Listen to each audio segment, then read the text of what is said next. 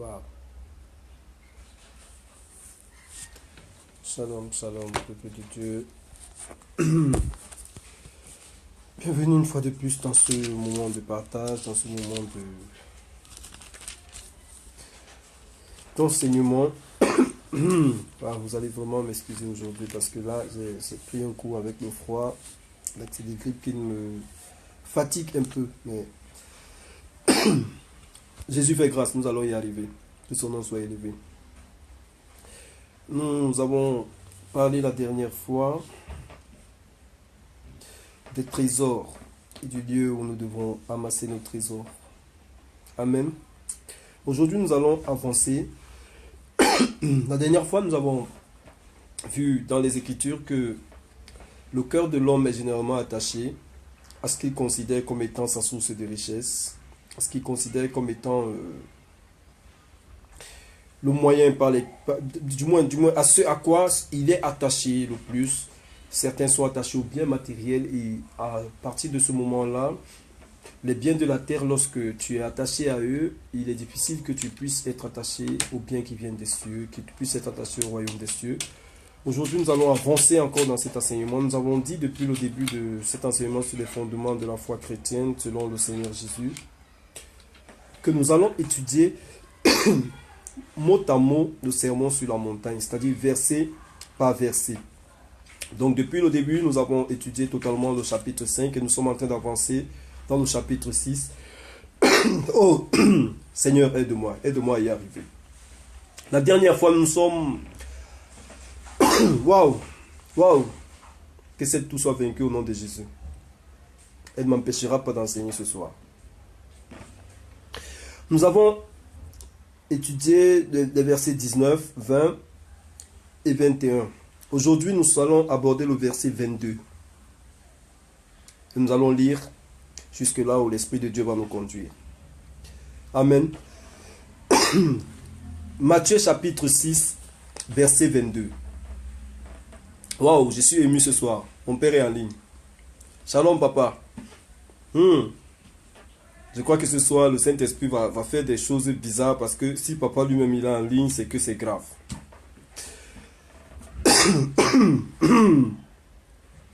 On va y arriver. La grippe ne peut pas empêcher l'œuvre de Dieu d'avancer.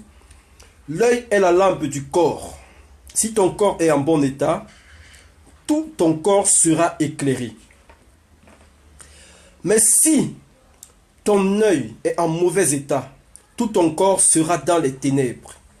Si donc la lumière qui est en toi est ténèbres, combien seront grandes ces ténèbres? Waouh! Nous allons le relire. Matthieu chapitre 6, versets 22 à 23. L'œil est la lampe du corps. Si ton œil est en bon état, tout ton corps sera éclairé. Mais si ton œil est en mauvais état, tout ton corps sera dans les ténèbres. Si donc la lumière qui est en toi est ténèbres, combien seront grandes ces ténèbres? Nous allons prier pour confier la parole au Seigneur. Béni sois-tu, sacré Dieu des Hébreux, Abraham, Isaac et Jacob. Toi qui règnes là-haut dans les cieux, toi qui nous accordes la grâce de parler de ta part, béni sois-tu parce que il t'a plu de nous tirer de la boue pour nous faire asseoir à la table des rois. Il t'a plu de nous donner la capacité de pouvoir s'exprimer sur ta parole. Il t'a plu que tu nous accordes ton esprit pour pouvoir transmettre ta pensée à ton peuple. Père, je te prie maintenant que tout ce qui est en moi, tout ce qui est émotionnel, charnel et tout ce qui est ma pensée, mon intelligence disparaissent afin que seul ton esprit règne. J'appelle la présence et l'autorité du Saint-Esprit maintenant pour parler à une personne, pour exhorter une personne, pour réveiller la conscience de quelqu'un. Pendant cet enseignement, je prie que la connexion soit élargie, que cet enseignement soit partagé au maximum de personnes qui pourraient y trouver un profit quelconque et s'attacher de mieux en mieux à ton œuvre. Que ton nom soit élevé, que ton nom soit glorifié. Toi qui es maître pour tous les siècles. Amen. L'œil est la lampe du corps. Si ton œil est en mauvais état, si ton œil est en bon état, tout ton corps sera éclairé. Mais si ton œil est en mauvais état, tout ton corps sera dans les ténèbres. Si donc la lumière qui est en toi est ténèbres, combien seront grandes ces ténèbres? Toujours dans ce livre de Matthieu, au chapitre 5, quelque part dans le chapitre 5, la Bible nous dit que nous sommes la lumière du monde. Mais la Bible est en train de nous faire comprendre ici, le Seigneur nous fait comprendre autre chose. Il dit, bien qu'étant la lumière du monde, nous avons en nous une lumière. Cette lumière qui est quoi? L'œil. Je ne vais pas parler à quelqu'un qui est trop spirituel aujourd'hui. Je vais parler à quelqu'un qui écoute la parole telle qu'elle est. La lumière que nous avons en nous, Dieu est en train de dire que c'est l'œil. Merci Saint-Esprit pour cette révélation. Nous pouvons maintenant établir un parallélisme entre l'œil et l'esprit de l'homme. C'est-à-dire, le centre d'intérêt de la vie d'un homme se trouve au niveau de ses yeux. Shalom à toi, Maman Isha, shalom.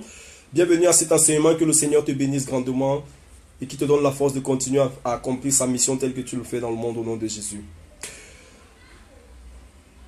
Que tes yeux, qui sont censés être le point focal qui éclaire tout le reste de ton corps, le Seigneur dit que ces yeux-là doivent rester en bon état. Qu'est-ce qu'un œil en bon état? Nous allons essayer d'avancer avec le Saint-Esprit.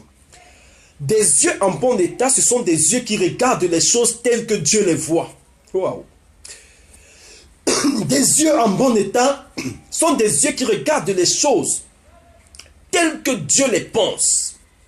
Des yeux en bon état sont des yeux qui regardent les choses telles que Dieu le veut. C'est-à-dire, nous avons une façon de vivre, nous avons un rythme de vie, une pensée, une marche. Nous avons des choses que nous venons faire sur terre. Nous avons une mission à accomplir pour le Seigneur.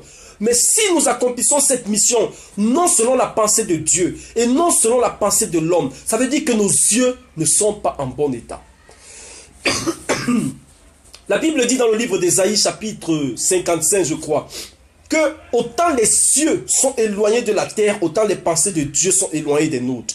Maintenant, Dieu, par son esprit, nous accorde la grâce de pouvoir nous approcher de sa pensée. C'est-à-dire, la Bible nous dit que l'esprit que nous avons en nous sonde les profondeurs même de Dieu. Lorsqu'on parle des profondeurs d'une personne, c'est le secret absolu de cette personne. Ça veut dire que le secret absolu de Dieu, l'esprit qui nous a accordé, ce que nous appelons généralement le Saint-Esprit, l'esprit de vérité, l'esprit de puissance et tous les noms qui lui sont attribués, le paraclet, le protecteur, l'admirable conseiller et tout le reste des noms qui sont attribués au Saint-Esprit aujourd'hui, sont des noms qui devrait nous montrer que cet esprit a la capacité de nous révéler quelle est la pensée de Dieu.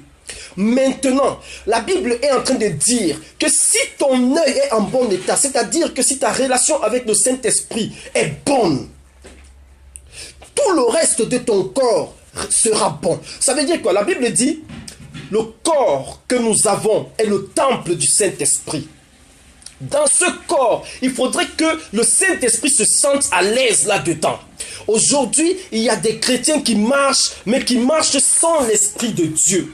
Aujourd'hui, il y a des chrétiens qui marchent, qui n'ont plus le Saint-Esprit comme guide, qui n'ont plus le Saint-Esprit comme centre d'intérêt, mais qui prétendent être chrétiens. Frère, je vais te dire une chose, je vais te choquer ce soir.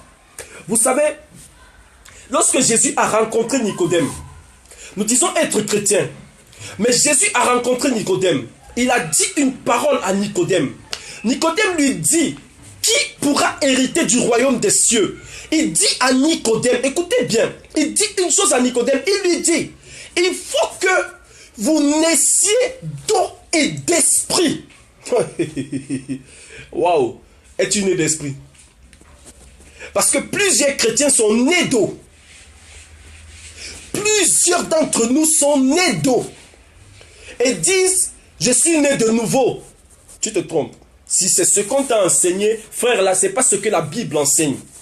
Nous sommes dans les temps de la fin et il faudrait que le peuple de Dieu commence à connaître la vérité profonde de l'écriture. La Bible ne nous enseigne pas qu'une personne qui est baptisée d'eau est née de nouveau. C'est typiquement faux. Jésus dit, si tu veux être né de nouveau, il faudrait que tu sois baptisé d'eau et d'esprit. Et il ne dit même pas qu'il faut être baptisé d'esprit, mais il faut naître d'eau et d'esprit. Vous savez, il y a une différence entre être baptisé d'eau et être né d'eau. Il y a une différence entre être baptisé d'esprit et être né d'esprit. Il y a des personnes qu'on a trempées dans les eaux du baptême, dont le cœur n'est pas circoncis. Il y a des personnes qu'on a trempées dans les eaux du baptême qui demeurent toujours les mêmes qu'hier, qui n'ont vu aucun changement dans leur vie et qui n'ont même pas pris la résolution de changer. Ça veut dire que ton baptême devant le Seigneur reste encore un acte.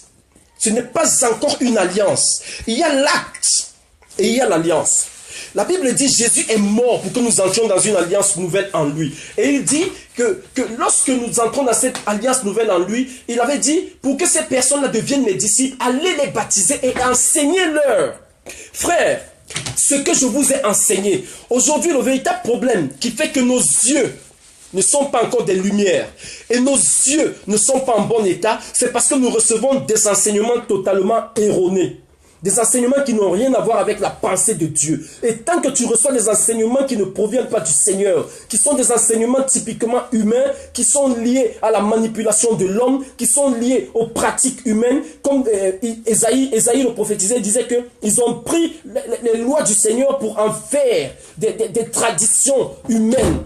Frère, aujourd'hui, les préceptes de Dieu, il faut que tu les mettes en application dans ta vie tel que Dieu le veut. Il te dit, si tes yeux sont en mauvais état, ça veut dire que si tu vois mal Dieu, si tu vois mal la pensée de Dieu, si tu vois mal ta vie chrétienne, tu es égaré. Il y a plusieurs d'entre nous qui vivent une vie chrétienne qui est totalement en dehors de la pensée de Dieu. Ça veut dire que tu es à l'église le dimanche, tu es à l'église le mercredi, tu es membre du groupe d'intercession, tu es dans tous les programmes de l'église, tu les maîtrises, mais lorsque tu quittes l'église, Dieu aussi s'arrête. C'est une nouvelle vie qui commence. Tu ne commences avec Dieu quand tu es à l'intérieur de l'église. Quand tu sors de l'église, tu n'es plus avec Dieu. Frère, ça veut dire que tu n'es pas encore baptisé. Ton cœur n'est pas encore circoncis. Ton cœur n'est pas encore circoncis. Vous savez, on va y arriver. La circoncision du cœur, c'est ça le baptême de Jésus. Jésus avait constaté qu'à l'époque, l'alliance d'Abraham était basée sur quoi? Sur la circoncision. C'est-à-dire, on prenait le prépuce du mâle et on le coupait. Mais qu'en était-il des femmes? Il faut aller chercher. Coupait-on le prépuce des femmes? Parce que les femmes n'ont pas de prépuce. Mais Jésus est venu pour nous faire comprendre qu'aujourd'hui, il y a autre chose. Il y a une nouvelle alliance qui est accordée et aux hommes et aux femmes. À tout sexe. L'alliance qui est la nouvelle naissance en lui, Jésus. Vous savez, il disait à ses disciples, avant de partir, il disait, mon sang sera versé, celui de l'alliance nouvelle et éternelle qui sera versé pour vous et pour la multitude de la rémission des péchés. On étudiera ça plus tard par la grâce de Dieu. Ceci signifie simplement que nos yeux doivent commencer à voir différemment qu'hier. Les yeux qui voient autre chose que ce que Dieu veut que tu voies sont des yeux qui ne sont pas en train de te mener vers le royaume des cieux, mais vers des ténèbres, qui sont en train de te mener vers l'échec. Sur quoi as-tu basé ton salut? Il y a des personnes qui pensent que parce qu'ils donnent des dîmes, parce qu'ils donnent des offrandes, parce qu'ils posent des actions à l'église, ils sont sauvés. C'est faux. Frère, c'est faux. La Bible dit ce que tu moissonnes, c'est ce que tu vas... Et ce que tu sèmes, c'est ce que tu vas moissonner. Celui qui moissonne par la chair, comment on dit, celui qui sème par la chair moissonnera de la chair la corruption. C'est-à-dire que toi qui sèmes par la chair, parce que tu dis en donnant l'argent, si je sème, je vais moissonner. Donc si je donne l'argent à l'église, j'aurai beaucoup plus et mes problèmes seront résolus. Tu vas vivre dans la corruption toute ta vie. Mais la Bible nous dit autre chose, mais celui qui sème par l'esprit, c'est ça, moissonnera de l'esprit, de sa sémence, la vie éternelle. Et aujourd'hui, c'est à ça que nous devons aspirer. La Bible est en train d'être claire là-dessus. L'œil qui est en bon état va te conduire vers une marche chrétienne pure et saine. Pure et saine. Il dit, l'œil est la lampe du corps. Frère, L'œil est la lampe du corps, c'est surprenant. La Bible dit l'œil est la lampe du corps. Ça veut dire que pour que ton corps soit dans la lumière de Dieu, il faut que tes yeux vivent dans la pureté de Dieu. Il faut que tu vives dans les principes de Dieu. Il faut arrêter un peu cet évangile qui est prêché aujourd'hui où on nous focalise sur je ne sais pas quoi, sur une affaire de business. Parce qu'aujourd'hui, on se focalise à une affaire d'activité monétaire et financière à l'intérieur de l'église en oubliant le salut. Frère, c'est bien de s'aimer à l'église. C'est bien d'apporter ses biens à l'église parce que la Bible dit que tout ce que nous avons appartient à Dieu. Mais c'est mieux de chercher aussi à comprendre la volonté de Dieu. Jésus disait, si vous m'aimez, gardez mes commandements. C'est alors quand vous avez gardé mes commandements que moi aussi je prierai le Père pour vous. C'est alors que ce que vous demanderez, vous l'obtiendrez. Mais si tes yeux voient seulement les biens terrestres, c'est-à-dire ta vie chrétienne est focalisée sur l'enrichissement personnel, ta vie chrétienne est focalisée sur la réussite sociale, ta vie chrétienne est focalisée sur ce que tu veux être. Tu viens à l'église parce que tu cherches un travail, tu viens à l'église parce que tu es célibataire, tu viens à l'église parce que tu es malade, tu viens à l'église parce que tu as des difficultés financières, tu viens à l'église parce que tu traverses des moments difficiles et tu espères que comme tu pouvais aller chez le marabout du quartier, bon à l'église tu peux aussi trouver la solution. Frère, tes yeux sont en mauvais état. Il faut voir ce qu'on va chercher à l'église. Ce qu'on va chercher à l'église, c'est Jésus. C'est le lieu de rencontre entre Dieu. Qu'est-ce qu'il avait dit à Moïse avec le peuple dans le livre de Deutéronome chapitre 5? Il avait dit, vous resterez là au niveau de la montagne, au mont Sion. Parce que c'est là que je viendrai faire descendre la bénédiction. Et dans l'une de ces prophéties, dans ces psaumes, David dit quelque part qu'il est bon et doux pour les frères de demeurer ensemble. Parce que lorsqu'ils sont ensemble, c'est là où Dieu fait descendre la bénédiction et la vie pour l'éternité. Mais aujourd'hui, nous demeurons à l'église, non pas parce que nous venons chercher la bénédiction de Dieu, mais parce que nous venons chercher la bénédiction. Nous venons nous focaliser à la bénédiction matérielle. Frère, Dieu n'est pas matériel. Dieu avait donné le matériel aux hommes. Il a dit, j'ai donné la terre aux hommes. Moi, je reste là-haut dans les cieux. Pour être avec Dieu, il faut lever la tête. Pour que tes yeux soient éclairés et qu'ils soient une lampe pour toi, il faut chercher la pensée de Dieu. Dieu est Dieu. Nous sommes en train de lire. Il dit, mais si ton œil est en mauvais état, tout ton corps sera dans le livre de Matthieu chapitre 6. Verset 23. Mais si ton œil est en mauvais état, tout ton corps sera dans les ténèbres. Regarde les choses de la terre. Tu ne peux pas être sauvé, frère. C'est pourquoi nous allons trouver des chrétiens qui chantent les louanges à l'église, qui vont aussi le soir dans les boîtes de nuit chanter les louanges à Rihanna. Nous allons trouver des chrétiens qui dansent à l'église, qui vont danser le soir dans les cabarets. Nous allons trouver des chrétiens qui louent Dieu en journée et le soir, ils sont dans d'autres adorations parce que leurs yeux ne sont pas ouverts. Parce que leurs yeux ne sont pas encore des lampes qui peuvent éclairer leur corps. La Bible dit que si tes yeux sont dans les ténèbres, tout ton corps entier sera dans les ténèbres. Ça veut dire que si ton regard est encore focalisé sur les choses de la terre, ta vie sera liée aux choses de la terre. Frère, il est temps d'essayer un peu de réviser notre conduite. Il est temps d'essayer un peu de mettre les yeux dans la Bible et de voir ce que Dieu demande de faire. Dieu nous dit clairement que si dans la lumière qui est en toi est ténèbres, combien seront grandes ces ténèbres? Ah oui, voici la lumière qui est en toi, les yeux. Ce sont ces yeux-là qui sont ton esprit. Je vais te choquer. L'esprit de l'homme, c'est ses yeux.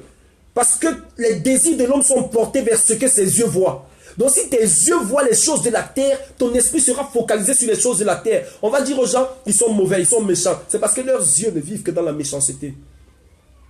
Quand ils voient, la jalousie s'installe. Quand ils voient, la méchanceté s'installe. Quand ils voient, le mépris s'installe. Quand ils voient, l'envie s'installe. Quand ils voient, la haine s'installe. Mais tu ne peux pas haïr quelqu'un que tu ne vois pas. Il faut comprendre que tant que tes yeux sont tournés vers ce qui est lié à la terre, il est difficile pour toi de pouvoir vivre la gloire de Dieu. La gloire de Dieu ne se vit pas dans une vie qui n'honore pas Dieu. Frère, chacun a ses faiblesses. Même l'apôtre Paul, après 18 ans de ministère, il a dit qu'il n'arrive pas à faire le bien qu'il veut faire. C'est le mal qu'il ne veut pas faire qu'il fait. Ça veut dire qu'il y a toujours cette écharpe qui est en nous.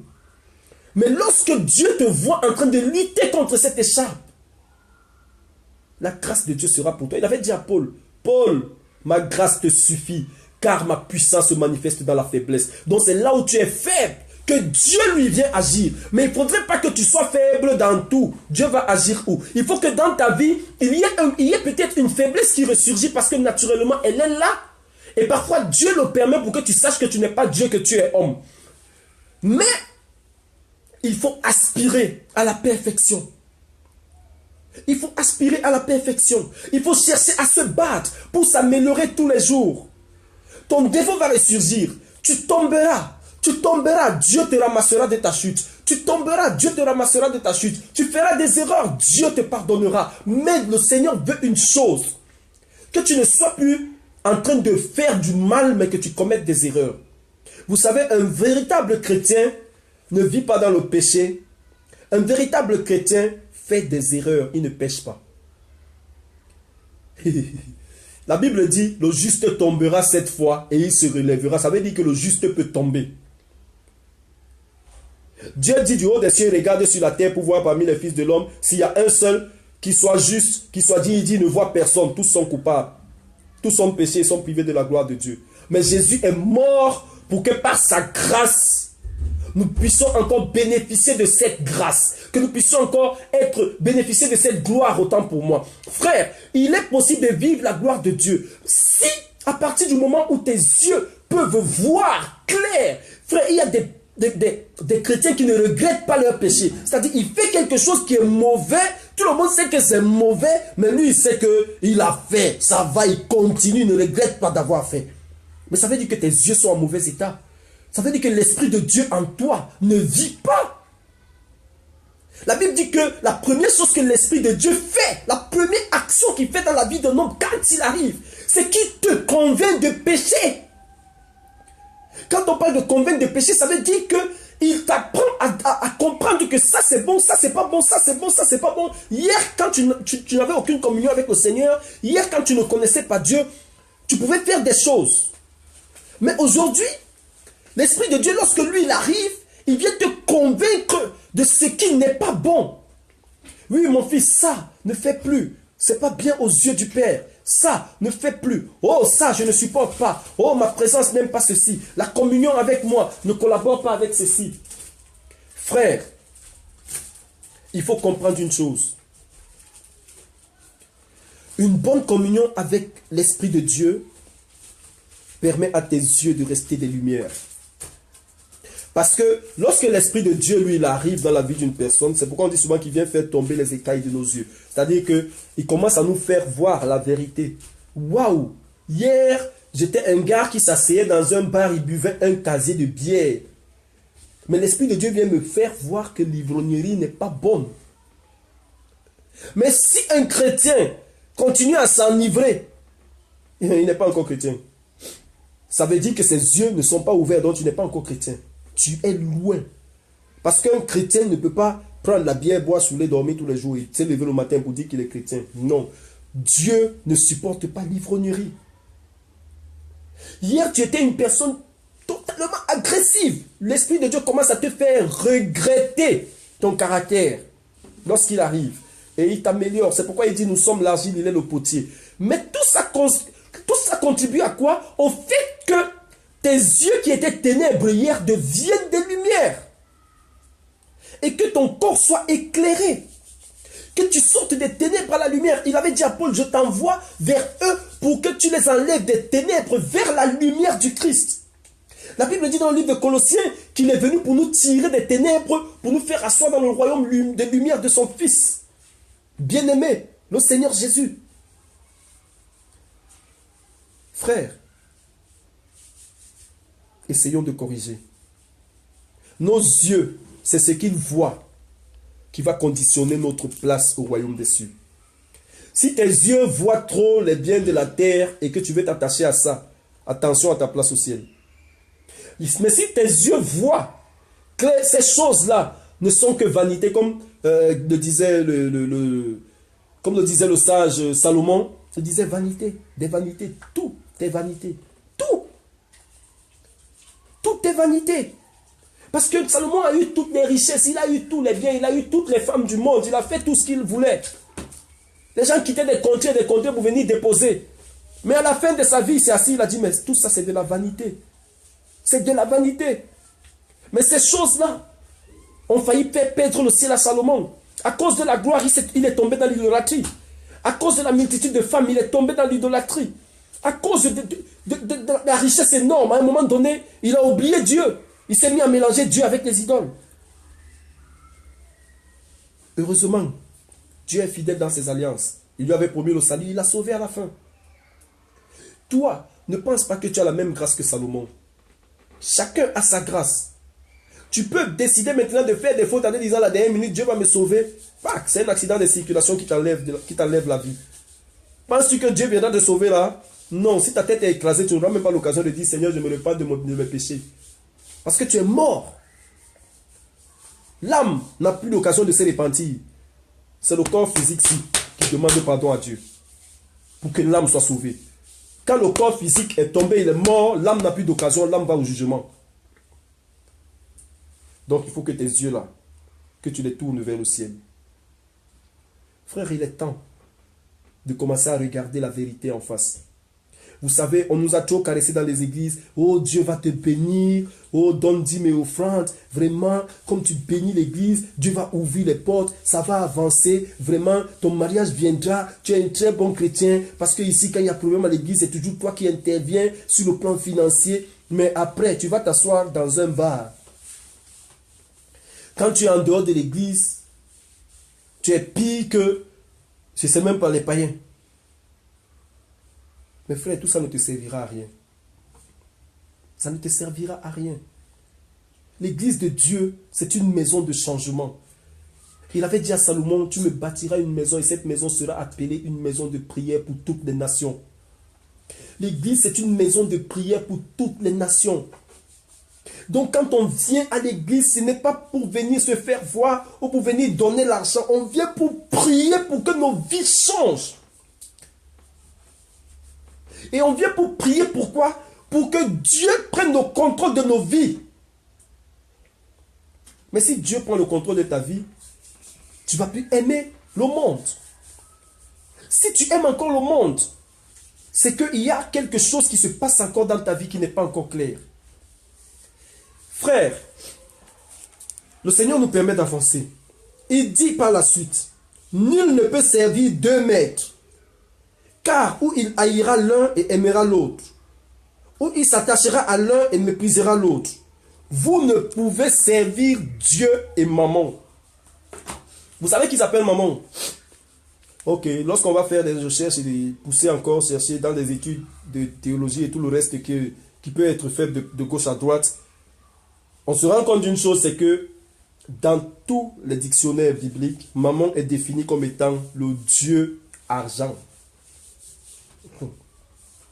Jésus te dit, tu ne peux pas servir Dieu et maman. Ça veut dire que tu ne peux pas aimer l'argent et prétendre aimer Dieu.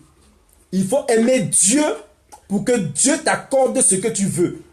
David disait, fais de l'Éternel tes délices, il te donnera ce que ton cœur désire. Mais on ne va pas à Dieu pour ce que notre cœur désire. On va à Dieu pour qu'il nous dise ce qu'il veut que nous soyons. Aujourd'hui, beaucoup d'entre nous viennent à Jésus à cause des désirs de leur cœur. En se disant que comme ils ont échoué avec les marabouts du quartier, peut-être avec Jésus, ça peut marcher. Frère, Jésus n'est pas un marabout. Jésus n'est pas un féticheur. Jésus n'est pas un sorcier. Jésus est un Dieu. Et il est le seul et unique vrai Dieu. Il est le seul et unique vrai Dieu. Jésus n'est pas un charlatan. Jésus est Dieu.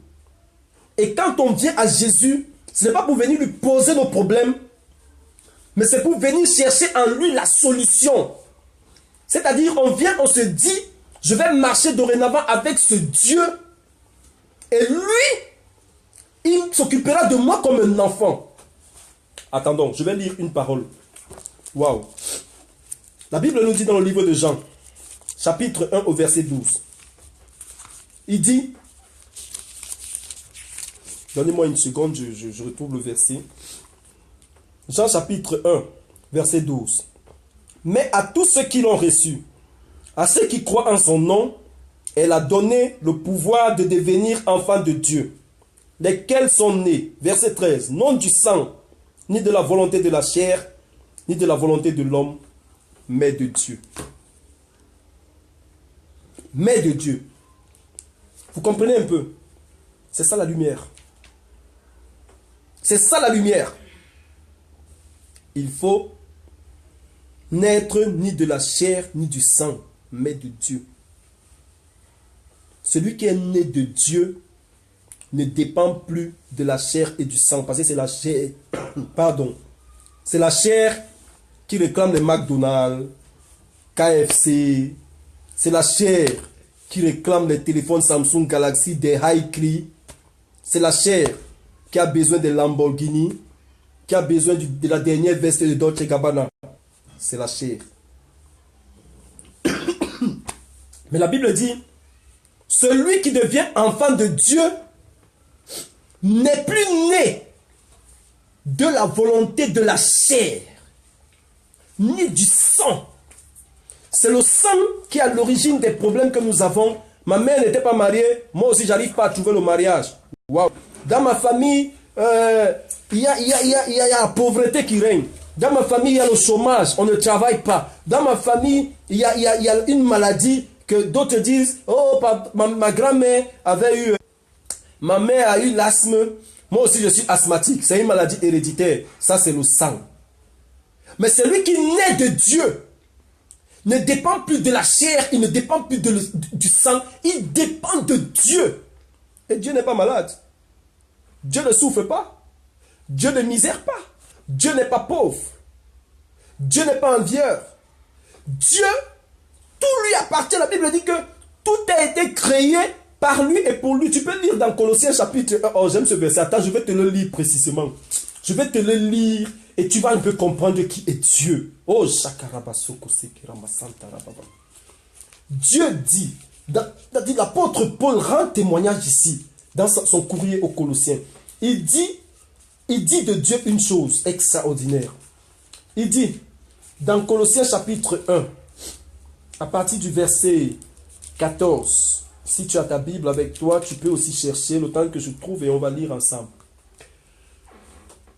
Il dit, bon, je vais lire à partir du verset 12. Rendez grâce au Père qui nous a rendus capables d'avoir part à l'héritage des saints dans la lumière, qui nous a délivrés de la puissance des ténèbres et nous a transportés dans le royaume du Fils de son amour. Waouh! En qui nous avons la rédemption et le pardon et la rémission des péchés. Vous voyez ce qu'on vient chercher en Dieu. La rédemption et la rémission des péchés. Je n'ai pas vu ici là qu'en qui nous avons les belles voitures, les belles maisons et je ne sais pas quoi. J'ai vu ici en qui nous avons la rédemption et la rémission des péchés. Il est l'image du Dieu invisible, le premier-né de toute la création. Car en lui ont été créées toutes les choses qui sont dans les cieux et sur la terre. Les visibles et les invisibles. Oh Jésus, tu es puissant. Trône, dignité, domination, autorité. Tout a été créé par lui et pour lui. Frère, si ce Dieu-là est ton père, tu as déjà vu un prince dans un royaume qui souffre? Mais on te dit que Dieu, je répète encore le verset 16, car en lui ont été créées toutes les choses qui sont dans les cieux et sur la terre. Ça, c'est ce qui appartient à ton père quand tu es né de Dieu. Dans la petite maison, la petite village du quartier, ou les quelques 500 mètres carrés de terrain que ton père a laissé là où tu vas bagarrer avec tes frères là. Ça ne te sert plus à rien, tu les laisses avec ça. Tu leur dis, hey, pardon frère, moi je ne suis plus né de la chair et du sang. Donc les biens de papa là, vous pouvez garder parce que Dieu va me donner pour moi. Mais s'il te donne, tu prends. Je n'ai pas dit que si on te donne, tu refuses. Mais s'il y a des querelles dedans, tu leur dis, mon frère, moi je suis né de celui à qui tout appartient. Il dit, Car en lui ont été créées toutes les choses qui sont dans les cieux et sur la terre. C'est ton nouveau papa. Les visibles et les invisibles, trône, dignité, domination, autorité, tout a été créé par lui et pour lui. C'est ça que tu dois commencer à regarder pour que tes yeux deviennent la lampe qui va éclairer ton corps. Pour que tes yeux te fassent sortir des ténèbres à la lumière. Commence à regarder que ce Dieu qui est là-haut, tout lui appartient. Tout a été créé par lui et pour lui. Mais si tu regardes encore que il y a des choses là à côté, ton voisin, il a volé quelques centimètres dans ton terrain, tu ramasses la machette pour aller bagarrer. Tu n'es pas encore chrétien. Tu n'es pas encore chrétien.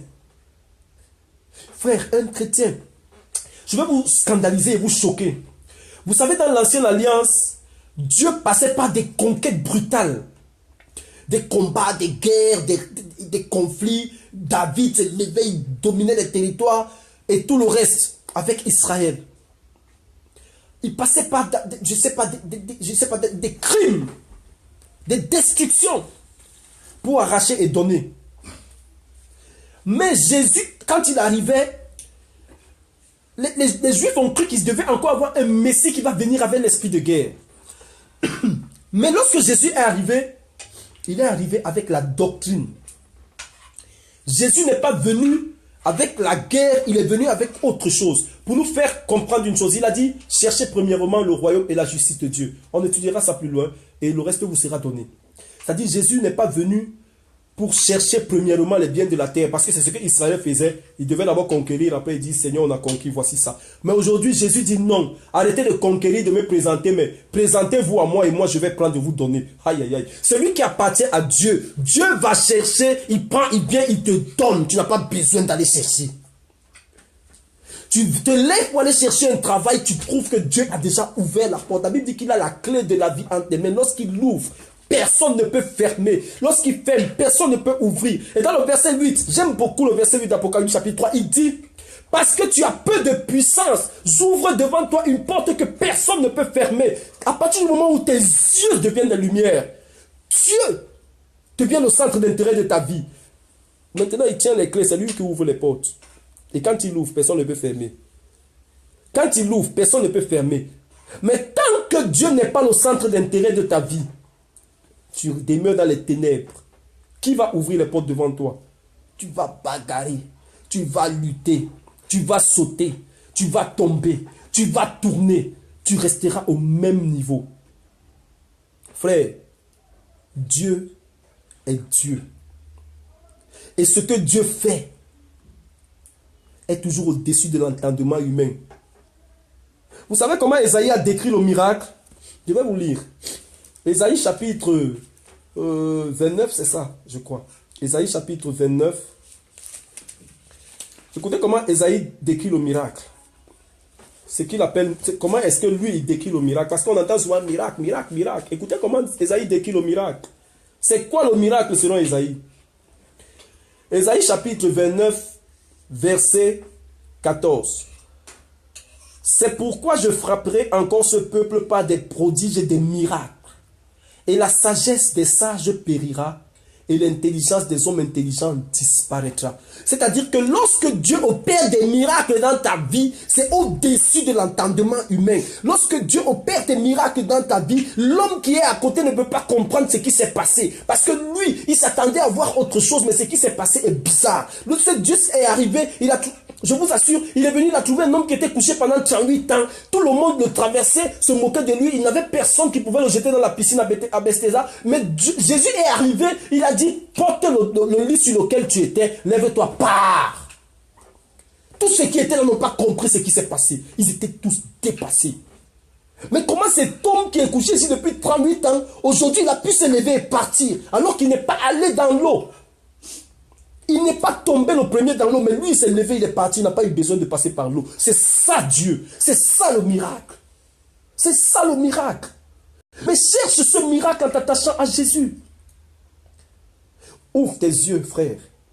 Fais de tes yeux des lumières pour ton corps, pour que ta vie tout entière soit éclairée. Tu vas dire avec moi, Seigneur, Aide-moi à y arriver.